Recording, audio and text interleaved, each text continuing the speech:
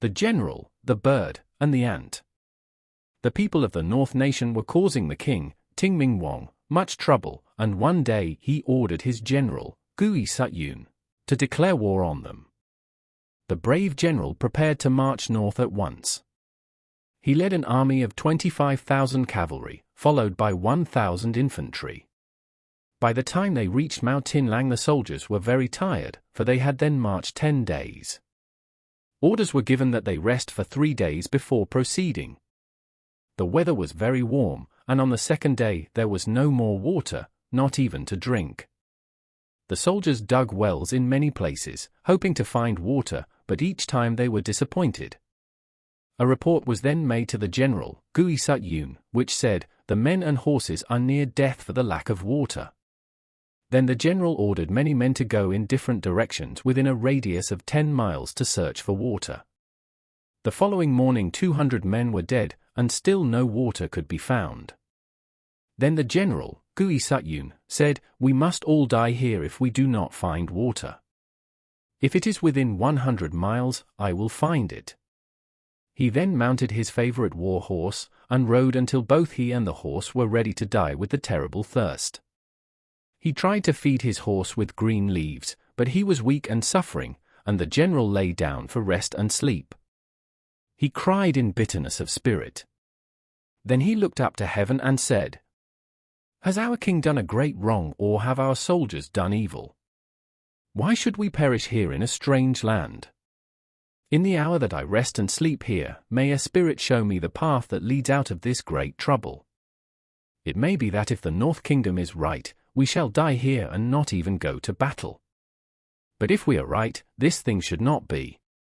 When we first came here, there was plenty of water. Why did the earth drink up this water and leave us to die? As I sleep, may a spirit show me the meaning of all this." Then he slept.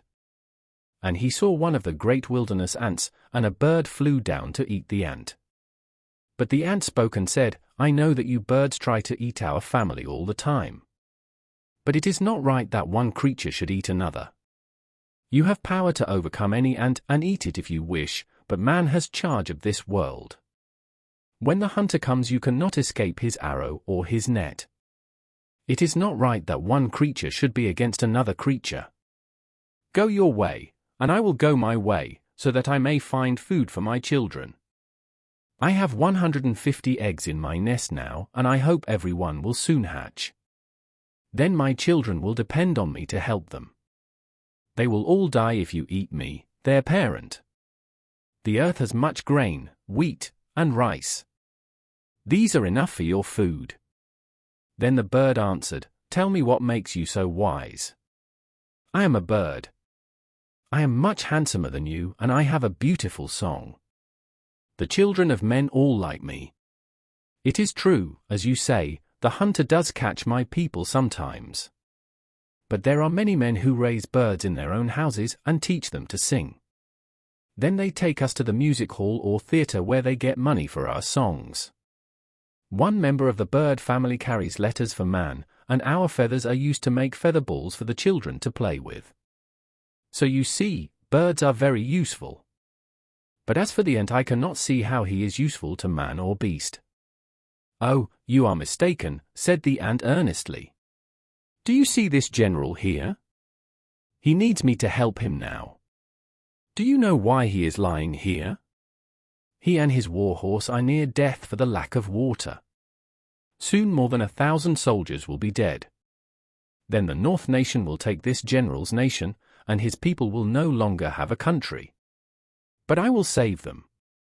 Long ago our people saved a nation. Once there was a war between the East and the West nations, and the general, Hai Hao, nearly perished for water, even as this general here is doing. But my people always build their homes near water, and he followed their road, and they showed him the way to water and saved many lives." Then the bird opened his mouth and laughed scornfully. "Sheik, Sheik, I do not believe that story. You are speaking falsely. I know of one very evil thing your people have done, which I will tell you about.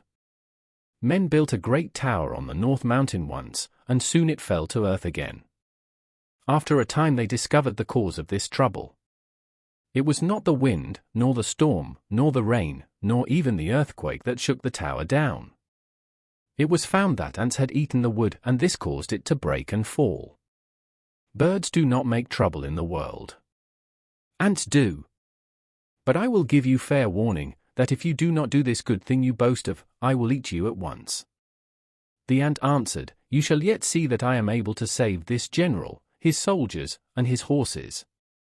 The ant then went straight to the general's ear and said to him, Do you remember General Hi-How who was lost in this wilderness? If you will go to the forest, you will see a black street full of my people. They will lead you to their nests near the great cave spring in the wilderness, which was named Hi-How for the general who discovered it. It is only a half-mile from here. Then the general, Gui-Sut-Yun, awoke and said, Strange, but I surely heard an ant and a bird talking together while I slept. Where is my map? I did not know of the cave of Hi-How. He found the great cave spring, and he and his horse drank. Then he hurried back to the soldiers, and their lives were saved.